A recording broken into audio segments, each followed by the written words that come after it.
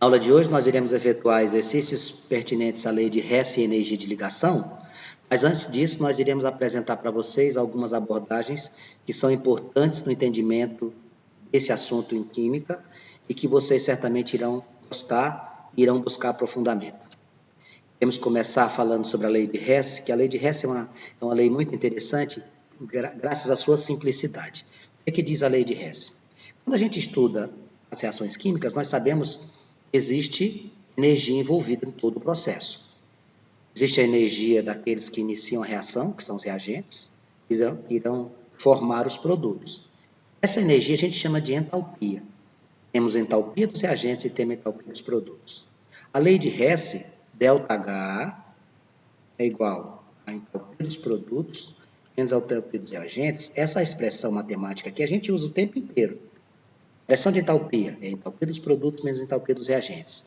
Quando o meu ΔH é positivo, eu cito que a reação é do tipo endotérmica. Quando o meu ΔH é negativo, eu cito que a minha reação é exotérmica. Para que o meu ΔH seja positivo, significa dizer que o meu HP é maior do que o HR. Para o meu ΔH ser negativo, significa dizer que o meu HP é menor do que HR.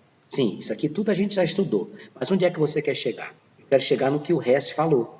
O Hess diz o seguinte: a quantidade de calor absorvido ou liberado, ou seja, o ΔH, ele não depende de nada além do estado inicial e do estado final.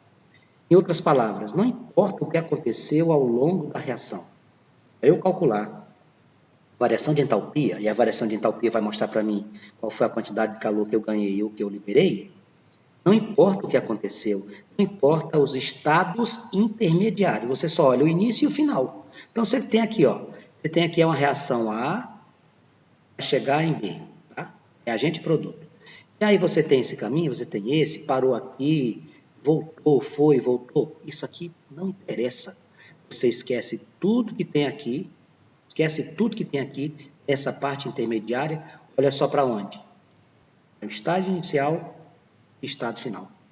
Você vai fazer a entalpia dos produtos e a entalpia dos reagentes como referência, mais nada. Então, a lei de Hess é muito simples. Você vai analisar a quantidade de calor que você ganhou ou perdeu simplesmente olhando para onde? Para o estado inicial e para o estado final. Energia de ligação. O que significa energia de ligação? Quando a gente está trabalhando as reações químicas, você pode ter uma ligação que está sendo criada, ou seja, formada, ou uma ligação que está sendo quebrada. Você precisa entender o que é que significa isso. Para você quebrar alguma coisa, você precisa de energia.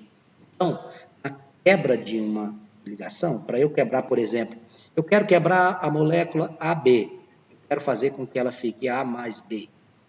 Para que isso aqui aconteça, você precisa de quê?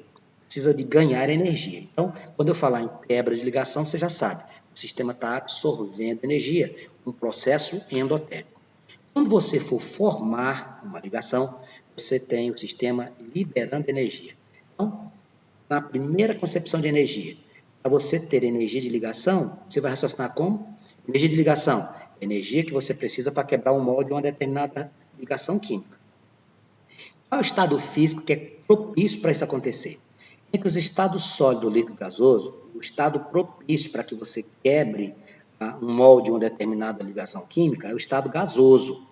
E as condições são as condições normais de temperatura e pressão, também conhecidas como CNTP. O que significa CNTP? Você está na temperatura de 25 graus Celsius e está nível do mar, pressão 1 atm.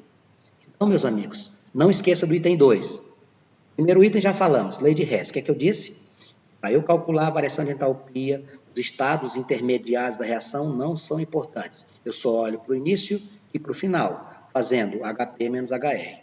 O segundo item, energia de ligação. Energia que você precisa para quebrar o molde de uma ligação em condições normais de temperatura e pressão, 25 graus Celsius e 1 atm.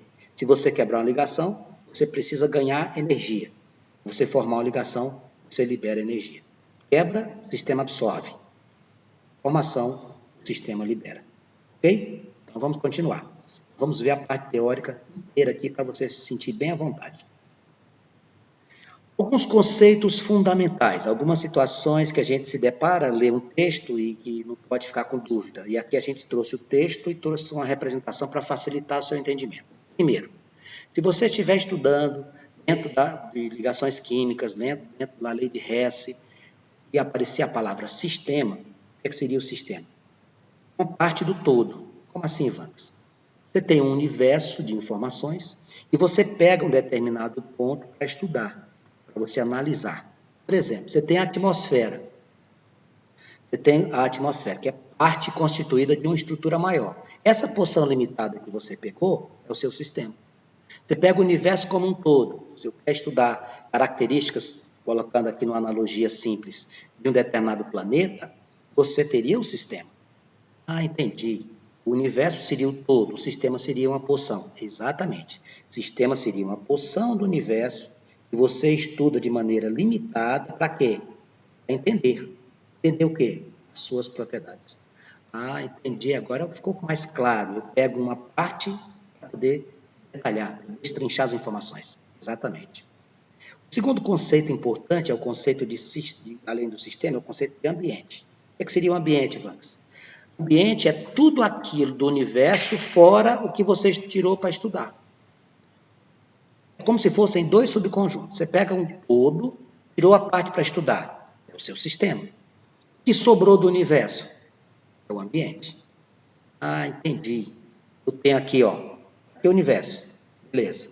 Aí eu pego o meu sistema, aqui. O que sobrou aqui fora seria o quê? O ambiente. O ambiente, portanto, são as partes do universo que você não está estudando, ou seja, que não fazem parte do seu sistema. Consequentemente, eu vou ter dois ambientes diferentes, não é?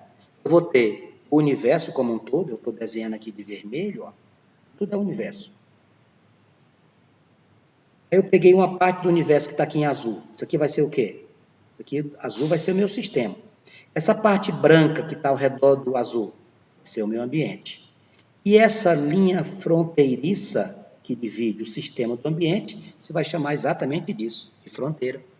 O que separa o sistema de seu ambiente, que pode ser visível ou não, é a fronteira. Ah, ficou claro agora. Porção limitada do universo, sistema. O que não é parte do sistema, ambiente. E fronteira, é o que separa o seu sistema do ambiente propriamente dito. Item 4. Vamos definir aqui, já que a gente falou de sistema, que é a parte que a gente escolheu do universo para estudar, quais são os que nós temos. Nós temos 3 sistemas. Cuidado. Aqui a gente vai fazer a análise com essas duas coisas aqui, ó, com matéria e com energia. Fique atento. Matéria e com energia. Sistema aberto. Quem é que é o sistema aberto? Vamos já diz tudo. Aberto. Possibilita situações. Sistema aberto, ele troca matéria e troca energia.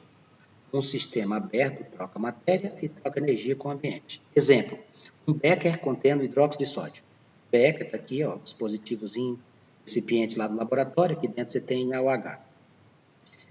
Aqui o ambiente do lado de fora. Esse aqui é o sistema, tá? O sistema é esse. Aqui é o sistema. Onde é que é um sistema aberto?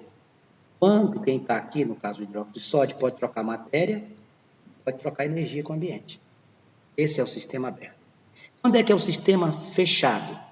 O sistema fechado, ele não troca matéria. Como assim, Vax? O sistema fechado não troca matéria, ele só troca energia. Lá no sistema aberto, você pode trocar matéria com o ambiente, pode trocar energia com o ambiente. No sistema fechado, ele segura, ele só deixa de maneira parcial. Ele não troca matéria, ele troca apenas energia. Olha o exemplo. Uma lâmpada fluorescente. Deixa bem claro que é acesa, tá? Quando a lâmpada fluorescente está funcionando, quando ela está acesa, ela troca matéria com o ambiente? Não, mas ela troca energia. Sim, troca energia. Aqui nós temos energia luminosa neste exemplo. Então, o sistema é fechado. Eu não troco matéria, mas eu troco energia. Essa energia pode ser de várias modalidades. Pode ser na forma de luz, pode ser na forma de calor, etc. E o sistema isolado? Olha, uma relação direta. Olha aqui. O aberto, troca matéria e energia. O fechado, só troca energia. E o isolado? Não vai trocar nada. Não troca matéria e não troca energia com o ambiente. Exemplo, uma garrafa térmica. Deixar bem claro que os livros de química trazem garrafa térmica como exemplo, mas se a gente fosse bem rigoroso, não seria. Sabe por quê? Porque a garrafa térmica, ela mais, vamos dizer assim, eficiente que ela seja, você tem troca de energia com o meio. Porque quando a gente coloca, por exemplo, café 8 da manhã numa garrafa térmica, determinada temperatura, não abre essa garrafa. Se a gente medir a temperatura meio-dia, sem ter aberto ela nenhuma vez, a gente vai verificar que a temperatura baixou um pouco. Então, na prática, a rigor, a garrafa térmica, que a química usa como exemplo de sistema isolado, seria mesmo era um sistema fechado, porque ela troca energia térmica. Porém, a química ela é menos rigorosa do que a física nesse aspecto de colocação e de definição. Você vai considerar uma garrafa térmica como sistemas isolados. Antes que eu mude a tela, vamos recapitular. Quando é que é sistema aberto? A troca de matéria e energia com o ambiente. Quando é que o sistema é fechado? Eu troco apenas energia. Quando é que o sistema é isolado? Quando eu não troco matéria e quando eu não troco energia. O que é sistema? É a parte do universo que você limitou para estudar. O que é ambiente? O que sobrou do universo quando você tirou o sistema. O que é fronteira? Aquilo que limita, que divide o sistema do próprio ambiente. Outros conceitos importantes, o item 5, calor. Quando a gente estuda física, o que a gente aprende é calor. Não mudou não o conceito de calor, tá? A química não cria conceitos novos, não. Calor é energia em trânsito, né, moçada? Calor é energia em trânsito. Calor é energia que sai do corpo quente com destino a quem? O corpo frio. Lembrando que não existe conceito de quente e frio. Existem comparações ou analogias. Um corpo quente e um corpo frio tem que ter uma referência. Não posso dizer o corpo, determinado corpo é quente, sem especificar qual é a referência que eu estou utilizando. Efeito de calor, nós iremos utilizar os mesmos conceitos utilizados na física. O calor sensível, o calor latente. Lembram-se? O que é o calor sensível? Calor sensível é a quantidade de calor mínima necessária que mude a temperatura do corpo sem alterar o seu estado físico. Mudança de temperatura. Olha o exemplo. Eu pego água a 30 graus Celsius e aqueço até 70. Aquecer a água de 30 para 70 mudou o estado físico? Não. Ela continua no estado líquido. Portanto, é calor sensível. Efeito de informação, não iremos utilizar isso, só para relembrar. O calor sensível é calculado pela fórmula calor igual a massa, vezes calor específico, vezes variação de temperatura. Assim que se calcula o calor sensível, lá da física. A segunda forma de calor, calor latente. Bom, se calor sensível é aquele calor que modifica a temperatura de um corpo, o calor latente, além de mudar a temperatura, ele muda o estado físico. Olha só. Mudança de estado físico. Calor sensível, mudança de temperatura. Calor latente, mudança de estado físico. Exemplo, aquecer uma barra de chocolate até derreter. O que aconteceu? Você foi do estado sólido para o líquido. Você fundiu. O que aconteceu aqui? Você não somente mudou a temperatura do chocolate, você mudou a sua condição de estado físico. Neste caso, é calor latente. A título de curiosidade e observação, sem necessidade de usar na química, o calor latente é calculado pela forma massa vezes o calor latente. Esse L pode ser calor latente de fusão, ou pode também ser calor latente de ebulição. Vai depender se você está passando do sólido para o líquido ou está passando do líquido para o vapor. O item de número 6 traz algumas propriedades que são muito importantes de conhecimento e que a gente vai trabalhar. Primeira delas, existem propriedades que são propriedades de caráter extensivo e outras de caráter intensivo. Vamos entender a diferença. Propriedades extensivas são aquelas propriedades, amigos, que você precisa olhar a quantidade de matéria que você tem. A propriedade extensiva depende da quantidade de matéria. Por exemplo, massa. A massa depende da quantidade que você possui. Para eu citar a quantidade de massa, para eu citar a quantidade de volume, para eu medir o comprimento de algum corpo, todos eles dependem de quantidade. Então, quando eu verifico a quantidade de matéria da morte, eu estou diante de uma propriedade extensiva. Eu pego para você um recipiente e digo assim, olha, aqui eu tenho esse recipiente no seu interior, etanol, álcool etílico, o etanol. Para você verificar o volume existente, você precisa da quantidade de matéria. Então, propriedade extensiva depende da quantidade de matéria. Por dedução, a propriedade intensiva não depende da quantidade de matéria. Não depende. Por exemplo, temperatura. Você pega um determinado material, mede a sua temperatura. Por exemplo, a temperatura corpórea. Nós vamos medir a sua temperatura, independente de você estar mais fortinho ou menos fortinho, vai ser a mesma. Pressão, você estando no nível do mar, vai ser a mesma pressão. Não vai mudar se você tem um corpo maior ou menor. No nível do mar, a pressão seria 1 atm, por exemplo. Então, quando falar em propriedade extensiva, a quantidade de matéria ela é relevante. Propriedade intensiva, a quantidade de matéria, a amostra não vai influenciar. Outros conceitos ainda na continuação, conceito de temperatura, viajando lá na física. Por que a gente está indo lá na física, Vax? Porque o assunto aqui é termoquímica, por isso que a gente está indo lá. A temperatura indica o estado de agitação das partículas. Quando você aquece, quando você aumenta a temperatura, o que é que acontece? Você tem maior agitação. Por isso que as reações químicas acontecem, via de regra, no estado gasoso. Porque quando você aquece, as partículas começam a se chocar e uma das condições para que aconteça uma reação são os choques efetivos. Agora nós vamos entrar no que tange a parte de química. Isso aqui é importantíssimo. Aqui está 8, aqui não é 8 não. Colocou 8, aqui é 9. Deixa eu corrigir. Aqui é o item 9. Vamos deixar aqui, eu vou deixar, não vou riscar não. Aqui seria o 9, esse aqui seria o 10. O 8 apareceu 2 vezes, mas tudo bem. Vamos lá. Primeiro aspecto, energia interna. Amigos, eu acabei de comentar com você que os corpos, que as substâncias, que as estruturas possuem energia. Lá nas reações químicas, nós temos produtos e reagentes. Começamos com reagentes, passamos no estágio intermediário chamado complexo ativado, chegamos nos produtos. A energia que esse povo tem, a gente chama de entalpia, HR e HP. Eles possuem, portanto, energia no seu interior. Essa energia interna, nós vamos agora chamá-la de E, o que é que ela vai ser? Uma relação direta com a reação envolvendo a energia dos produtos e dos reagentes. Isso aqui vai seguir o mesmo padrão, não vai mudar nada. O que é que eu vou fazer?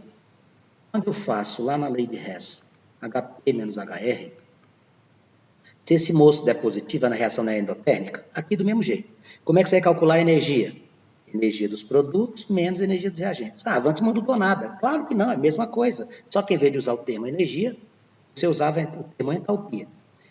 Quando é que o ΔE vai ser positivo? Quando você ganha energia, absorve, reação endotérmica.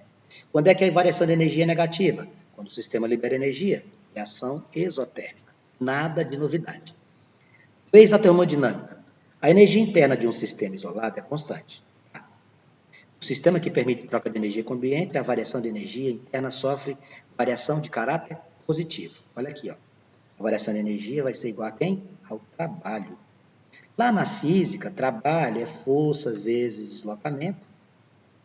Lá nos gases, trabalho é pressão vezes variação de volume. Lembram-se? Pois é, aqui a gente vai usar a letra W, que também representa trabalho. Então, dentro do que a gente vai estudar, nós iremos ver o comportamento da energia vinculada ao trabalho, que pode ser cedido ou recebido. Agora vai aparecer um nome novo na nossa abordagem. Esse nome ainda não havíamos citado para você. A gente falou de entalpia, não foi?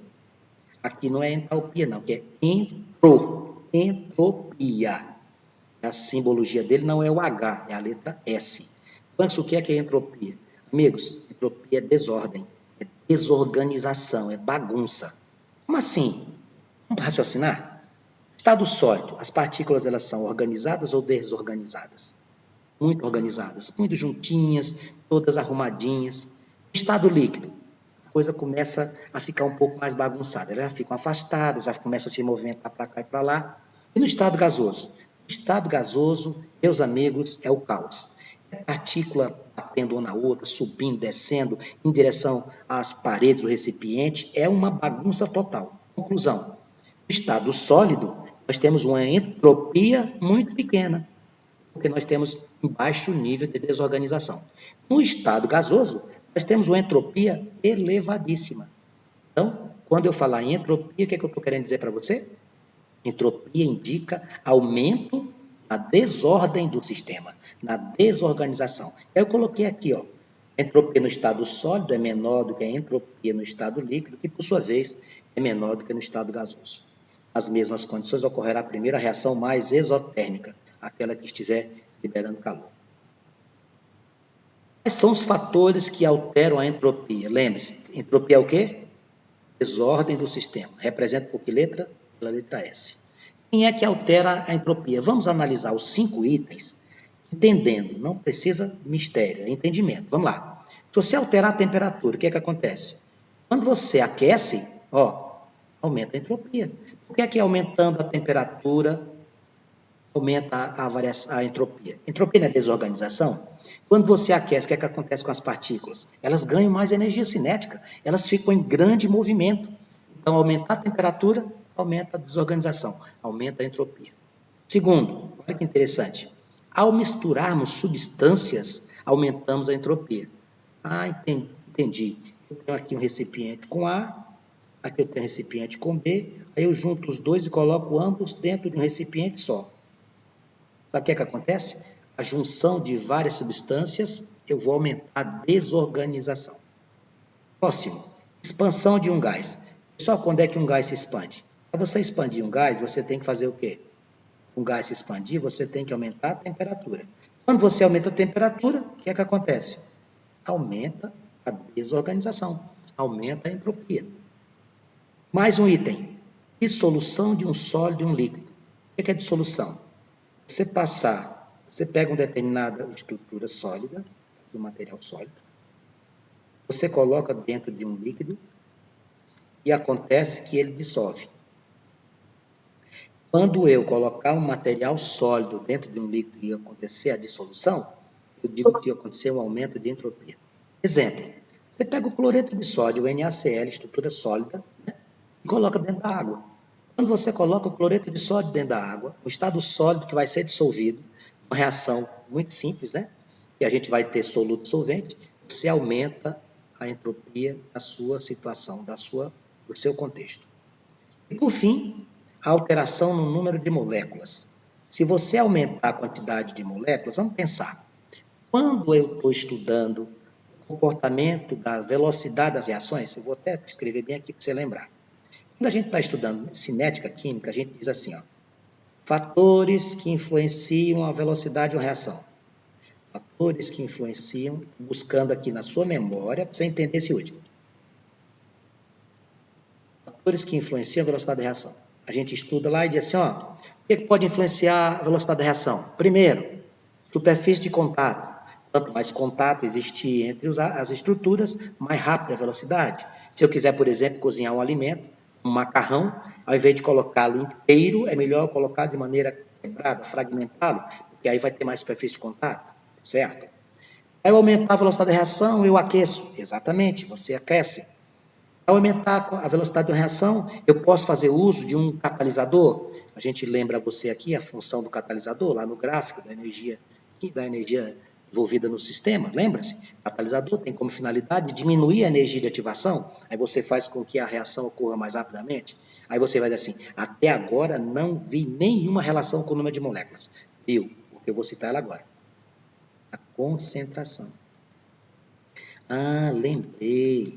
Quando a gente coloca mais reagentes, a velocidade aumenta porque tem maior concentração. Exatamente. Se tem mais concentração, tem mais choques. Se tem mais choques, tem maior aumento de entropia. Tem maior estado de desorganização. Então, o aumento no número de moléculas ia fazer uma relação direta com a concentração e permite-nos afirmar sem medo de errar e a entropia vai aumentar. Ok? Vamos lá. Energia livre. O que é que significa energia? A energia livre, nós vamos utilizar um símbolo aqui que é o ΔG, variação. Aqui é necessário a gente ter uma compreensão do que é que significa isso. O que é ΔH, amigos? Variação de entalpia. O que é ΔS? Variação de entropia. Entalpia seria energia. Entropia, desordem. Não esqueça. Vamos lá. Os deltas só podem ser maiores ou menores. Quando o ΔH for negativo, processo tende a ser espontâneo. O que é espontâneo? Você não precisa influenciar em nada, ele vai acontecer naturalmente. Reações o quê? Isso aqui é uma reação exotérmica. ΔH menor do que zero, o processo tende a ser espontâneo. Só que é o seguinte, para ser espontâneo na entropia, você inverte. Eles são invertidos aqui. Como assim? O processo tende a ser espontâneo quando o ΔH é menor que zero. E um processo tende a ser espontâneo quando a variação de entropia seja maior que zero. Veja a relação entre os dois. ΔH maior do que zero, reação endotérmica, tende a ser não espontâneo. Por que não espontâneo? Você está tendo que fornecer calor para acontecer alguma coisa. Quando eu tenho um processo endotérmico, a tendência é não ser espontâneo. Eu estou tendo que ter uma ação direta sobre o processo. E aqui, esqueci o zeroinho aqui, ó. A relação de entropia maior que zero é entropia menor que zero. Então, eu vou ter processos espontâneos e não espontâneos. Quando é que são espontâneos? ΔH menor que zero, ΔS maior que zero. Quando é que eles não são espontâneos? Que você tem que ter uma força externa, uma ação de um terceiro. Quando o ΔH for positivo e quando o ΔS for negativo. E a matemática aparece aqui numa relação que a gente não utilizou ainda, mas que vai ser útil nesse nosso capítulo, que os exercícios vão passar por aqui. Ó. Energia livre é igual a ΔH. ΔH é variação de entalpia, menos T, que é temperatura em Kelvin, e ΔS, entropia. Então, ΔG, olha só, eu vou apagar e vou citando contigo. ΔG, variação de energia livre. Ó, ΔH, variação de entalpia, menos T, temperatura em Kelvin. Antes, como é que eu faço temperatura em Kelvin? Graus Celsius mais 273. De novo, a física aparecendo no nosso caminho. ΔS, entropia. O que é entropia? Desordem. O que é entalpia? Energia. Então, a relação matemática de cálculo de energia livre é ΔH menos T ΔS. Eu queria fazer uma observação. Se o sistema estiver em equilíbrio, não existe energia livre. É óbvio. Ninguém está ganhando e ninguém está perdendo energia. Nem recebe e nem perde. Então, ΔG zero é um sistema em equilíbrio. ΔG zero é um sistema em equilíbrio. Agora, a nossa próxima bateria de atuação vai ser a resolução de exercícios, que nós iremos efetuar na sequência. Antes de fazermos os exercícios, eu vou abrir o espaço para que você tire suas dúvidas, para que você faça as suas colocações. Estou à sua disposição.